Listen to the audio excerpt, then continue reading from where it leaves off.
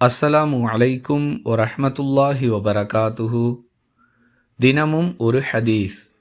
நம்பிக்கையுடனும் நன்மையை எதிர்பார்த்தவராகவும் ரமலான் மாதத்தில் நோன்பு நோற்பவருடைய முந்தைய பாவங்கள் மன்னிக்கப்பட்டு விடுகின்றன என்று அல்லாஹுவின் தூதர் ஸல்லல்லாஹு அலைஹி வஸல்லம் அவர்கள் கூறினார்கள்.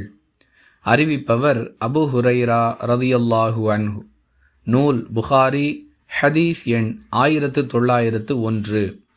அன்பிற்குரிய அல்லாஹுவின் நல்லடியார்களே, ரமலான் மாதத்தில் நோன்பு நோற்பது ஒவ்வொரு இறை நம்பிக்கையாளர் மீதும் கடமை என்பதை நாம் அறிந்து வைத்திருக்கிறோம். அந்த நோன்பை கொண்டு நாம் அல்லாஹ்விடத்தில் பாவ மன்னிப்பு என்ற பயனை அடைந்து கொள்ள வேண்டுமென்றால் நோன்பு நோற்கக்கூடியவரிடத்தில் இந்த 2 நிபந்தனைகள் இருக்க வேண்டும் என்று இந்த ஹதீஸ் தெளிவுபடுத்துகிறது. முதலாவது அம்சம் நம்பிக்கை, இரண்டாவது அம்சம் நன்மையை எதிர்பார்த்தல். ரமலான் மாதத்தில் எல்லா முஸ்லீம்களும் நோன்பு நோற்கிறார்கள், எனவே நாமும் நோன்பு நோற்க வேண்டும் என்று சடங்காக இந்த அமலை செய்யாமல் இதை அல்லாஹ் நம்மீது விதியாக்கி இருக்கிறான். இந்த நோன்பை எப்படி நோற்க வேண்டும் என்று அல்லாஹுவின் தூதர் அவர்கள் நமக்கு கற்றுக் கொடுத்திருக்கிறார்கள் என்பதில் தெளிவான நம்பிக்கை இருக்க வேண்டும்.